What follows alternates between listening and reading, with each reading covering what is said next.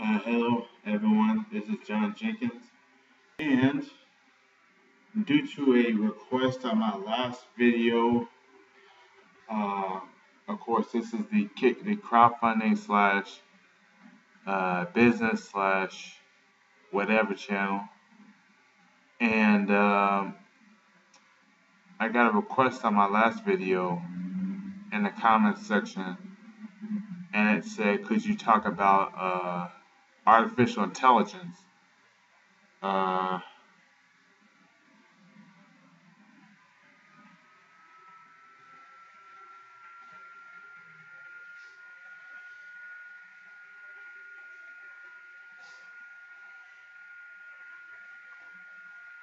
This is the only artificial intelligence book that I have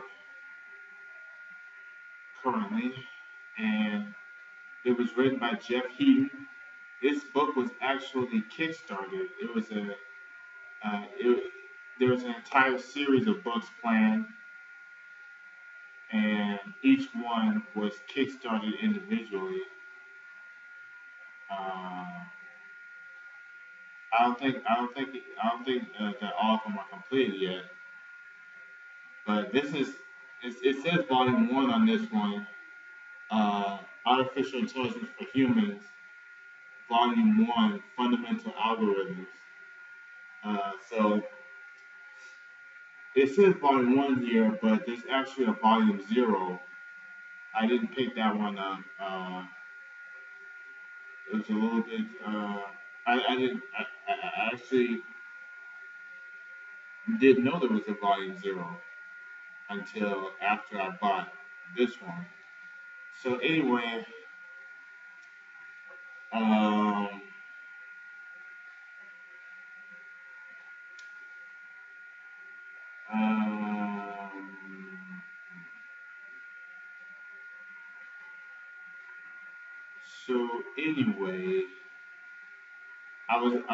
want to talk a little bit about artificial intelligence, and it seems like there could possibly be a future.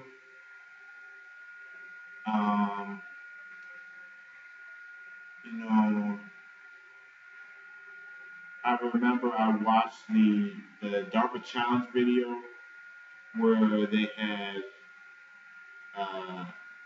this was back when they were starting out with self-driving cars, and the military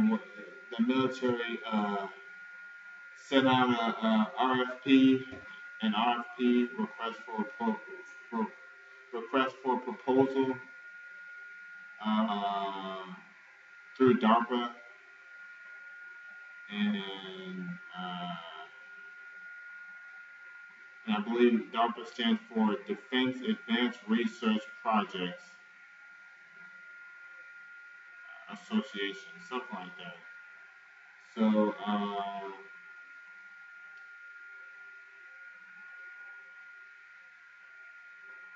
yeah, I watched the entire video. It was on the Nova show. A lot of interesting episodes of Nova, and so I know that there's a lot of things that can be done with AI. The only problem that I have with AI is that I know, this is probably just a problem with consumer grade computers, like computers for getting on YouTube or something like that, computers for getting on Facebook and stuff like that. Just regular consumer grade commodity computers, like the one I'm shooting this video on. And the problem with the computers that I use is that computers tend to be a little bit flaky. What do I mean by flaky? What I mean is that every morning I would turn on my computer and I would go into Notepad. And what would happen is that, I would click into the Notepad window, and then the computer will go into select zero mode. What is that? Select zero mode is when nothing is selected. So I would select the the Notepad window and start typing, but nothing would show up because uh, the computer switched back to no select mode, which means that nothing was selected and I couldn't do anything. And it's sort of flaky like that, computers will sometimes computers will do make small errors that don't even seem like errors, you know, but on but when you computers commit errors that that don't seem like errors, but in an AI in an artificial intelligence uh, environment, it would be enough to break the system completely.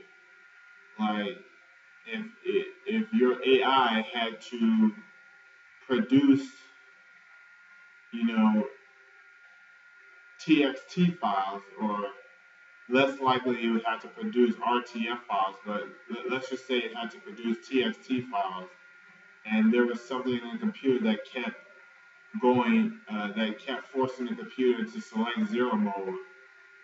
Well, either you would have to program the computer to continually be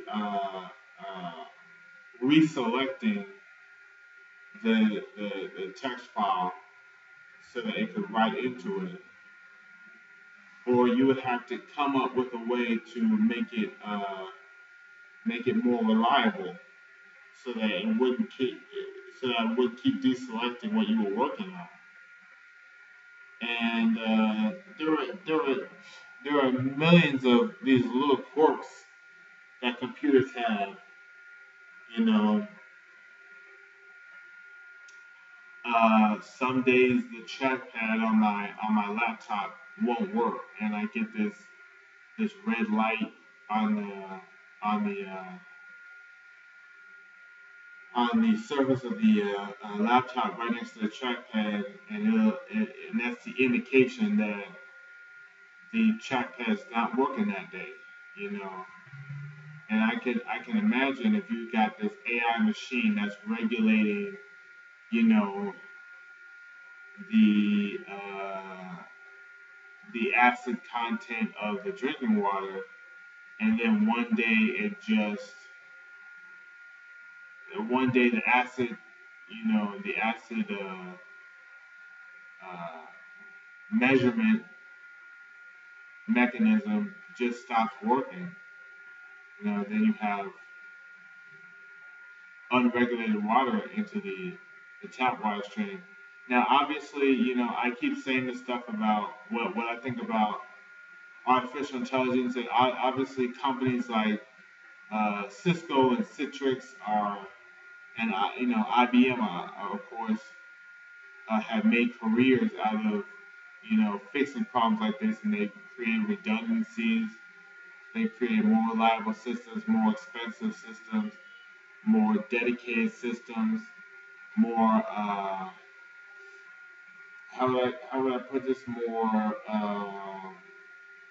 simpler systems. Systems that aren't designed to have these backgrounds like the ones that I have, that aren't designed to connect to Facebook, that aren't designed to do e-commerce. Simple systems that are probably not even hooked up to the internet, but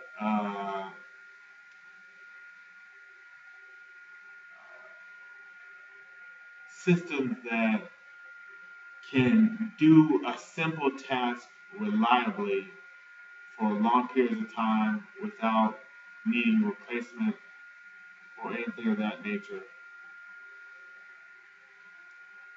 certainly not a commodity system like the one that I currently have, where the purpose is to put as many of these into stores as possible and sell as many of them as possible in as many countries as possible.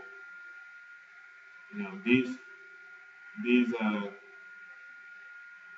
these bespoke systems that uh, companies like IBM are working on,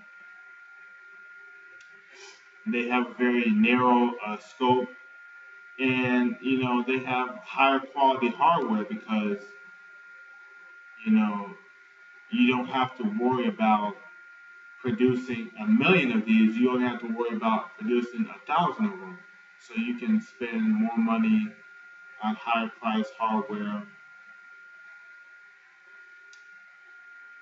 and you can use like enterprise software, for the operating system, and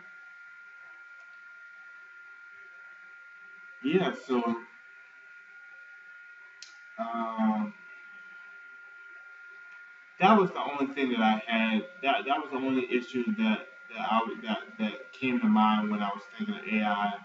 Is that uh, in theory AI? I grew up watching Terminator 2, Terminator 1, so and I watched 2001: Space Odyssey. What else? Obviously, I watched The Matrix when it first came out. You know, um, so it seems nice to be able to have this fully thinking computer. Um,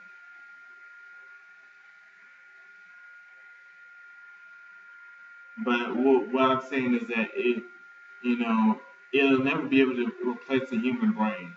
You know, and true, like it's true today that the more sophisticated a computer becomes, the more it needs a human being to uh, fully utilize it. You know,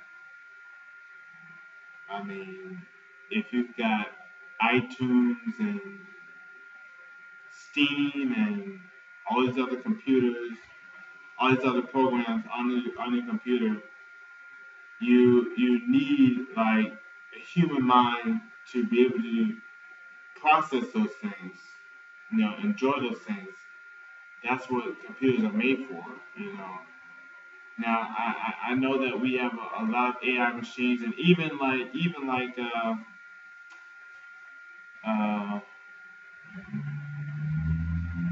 even like the the assembly line machines in car factories, or even like in chip producers like Qualcomm and Intel, and the GPU producers like Nvidia uh, or EVGA. You know, the they all utilize they've all come up with systems of utilizing uh, reliable AI, you know, and things of that nature. But yes, even in those situations, the more advanced the system, the more it needs a human being, because only a human being will understand why it needs to be more advanced. A computer would not be able to uh, improve itself because it doesn't understand what humans require for improvement. Unless unless the computer were to improve itself for its own use or for the use of other computers, now that would be perfectly fine. But in order for it to improve for the use of humans, it would need so much human input because we are the ultimate customer. So we have to have input. And then there's the notion that we have to keep computers a little bit dumb. We have to keep them a little bit dumb as a fail-safe mechanism. Of course, like I said, I watched The Matrix, and let's just say I don't think I could beat Agent Smith. I don't think I do too well against Agent Smith. So yeah, so if we can prevent that, that would be nice. um, so yeah, that was all I was thinking about. Uh, there is there's only one thing that I didn't understand in this book, and that was the section on equilateral encoding. And the book explains how it works, but I just couldn't understand what it was saying. So maybe I'll do another video on that. But until then, have a nice day and goodbye.